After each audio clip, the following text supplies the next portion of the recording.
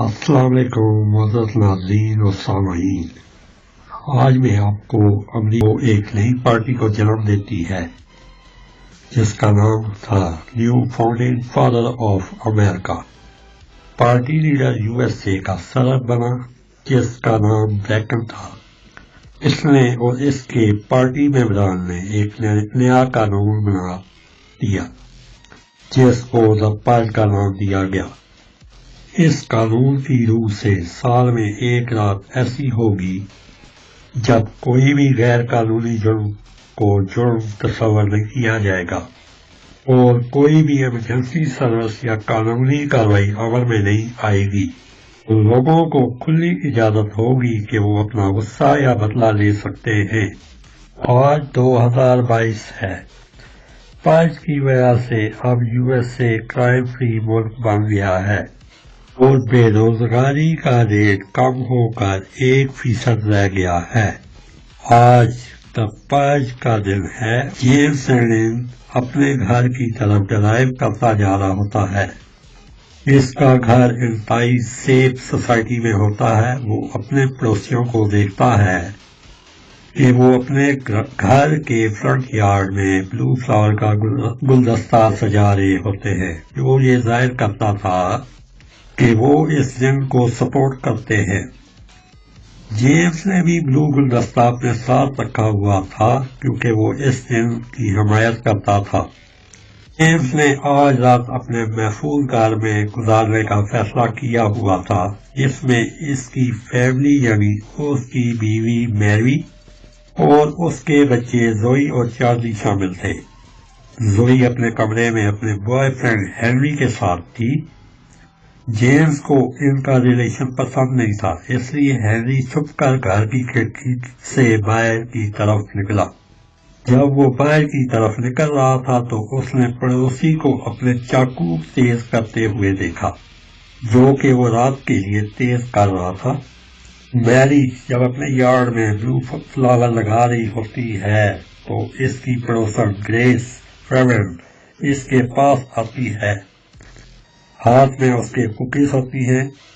دونوں رات کے لاک ڈاؤن کے بارے میں بات کرتی ہیں۔ لاک ڈاؤن 1 گھنٹے بعد شروع ہونے والا تھا۔ اس کے بعد وہ اپنے گھروں کی طرف چلی جاتی ہیں۔ چارلی اپنے روبوٹ ٹی وی سے کھیل رہا ہوتا ہے۔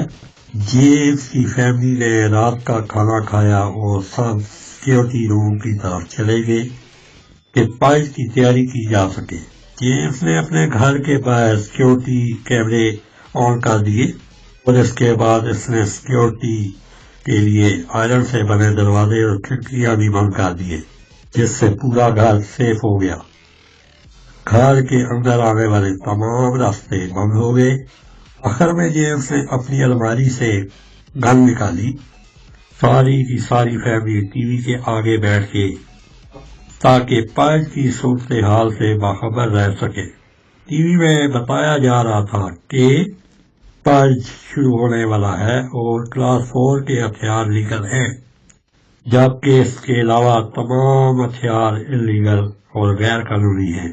سرکاری ملازمین جو کہ 10ویں اسکیل یا اس سے اوپر کے ہیں وہ اس قانون سے بالاتر ہیں اور ان پر اٹیک کرنا بھی غیر قانونی ہے۔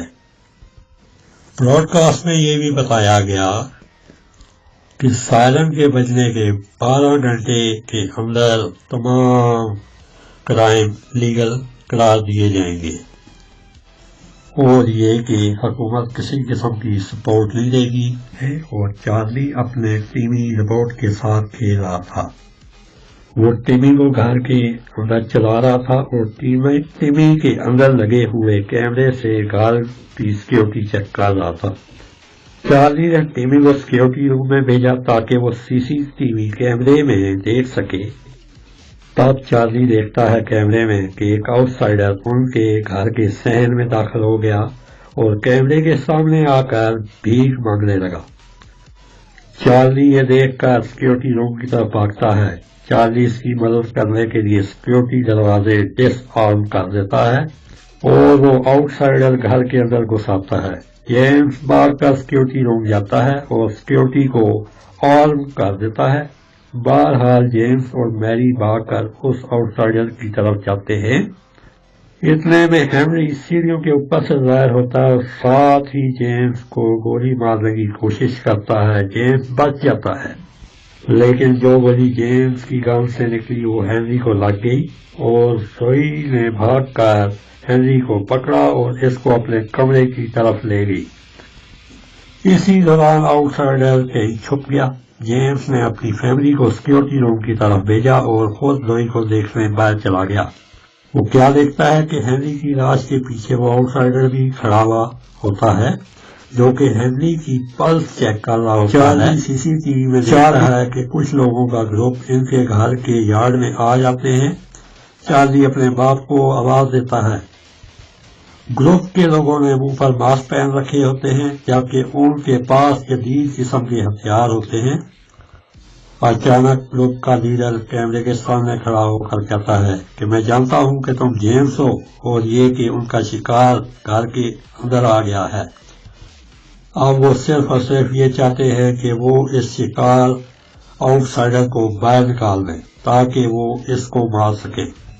انہوں نے دھمکی دی کہ اگر جیمز نے آؤٹ سائڈر کو باہر نہ نکالا تو ہم جانتے ہیں کہ گھر کے اندر کیسے آیا جاتا ہے۔ پھر انہوں نے اس گھر کی مین پاور لائن کاٹ دی جس سے پورے گھر میں اندھیرا چھا گیا۔ جیمز نے اپنی ساری فیملی سے کہا کہ وہ اس آؤٹ سائڈر کو ڈھونڈے اور اسے باہر نکال دیں، لیکن چارلی کو یہ آئیڈیا پسند نہ آیا۔ جیمز اور میری باہر نکلے تاکہ اس کو ڈھونڈ سکے اور چارلی بھی اس کو ڈھونڈنے لگا۔ چارلی نے ٹیمی کی مدد سے آؤٹ سائڈر کو ڈھونڈ لیا اور ٹیمی کی مدد سے آؤٹ سائڈر کو یہ سگنل دیا کہ وہ اس روبوٹ کا پیچھا کرے۔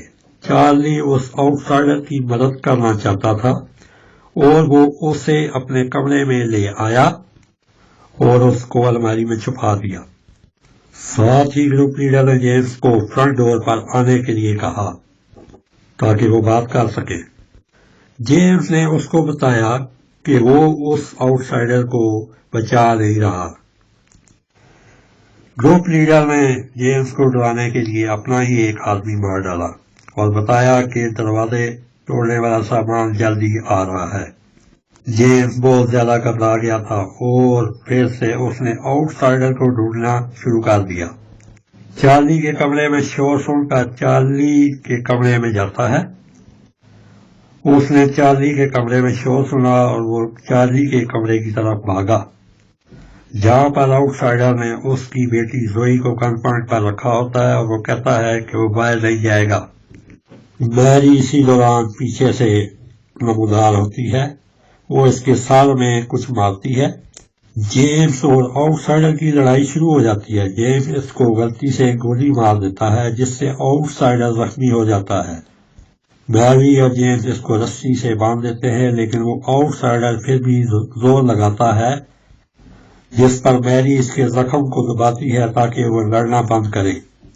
چارلی یہ سب دیکھ کر ڈر جاتا ہے۔ جیمز اس آؤٹ سائڈر کو اس گروپ کے حوالے کرنے کی تیاری کرتا ہے لیکن وہ یہ بھی جانتا تھا کہ یہ کوئی اچھا عمل نہیں ہو رہا۔ آؤٹ سائڈر جیمز کو کہتا ہے میں خود ہی باہر چلا جاؤں گا تاکہ تم اور تمہاری فیملی محفوظ رہ سکے۔ تب جیمز کو احساس ہوا کہ وہ اس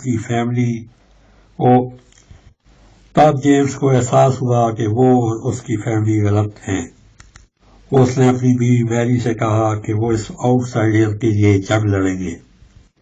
اسی دوران گینگ والوں کا دروازے اور کھڑکیاں توڑنے کا سامان آ جاتا ہے اور وہ ایک دروازہ توڑ کر گھر کے اندر داخل ہو جاتے ہیں۔ جیمز اپنے بیٹے چارلی کو گن دیتا ہے اور کہتا ہے کہ بیسمنٹ میں جا کر چھپ جاؤ، لیکن جلدی میں وہ اس آؤٹ سائڈر کو کھولنا بھول جاتے ہیں۔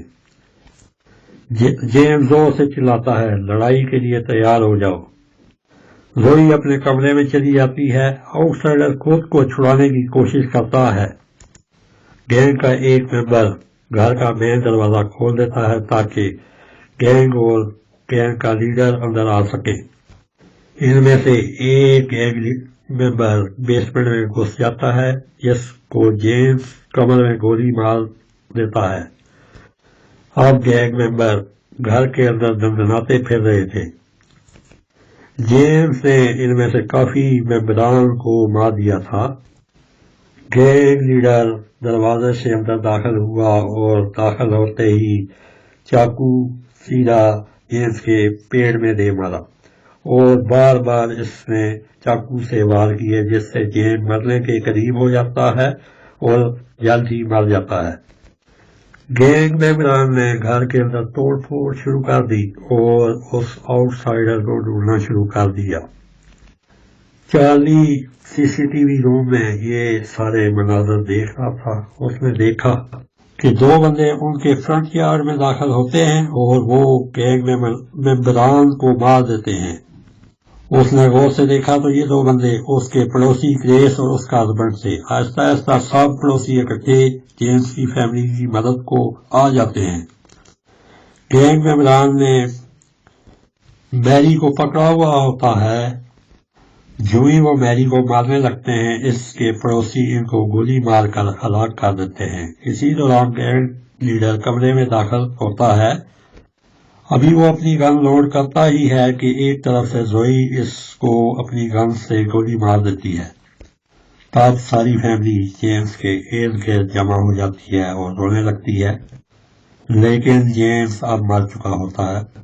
میری نے پڑوسیوں کا شکریہ ادا کیا کہ انہوں نے اس کی مدد کی، لیکن یہاں تو معاملہ ہی کچھ اور تھا۔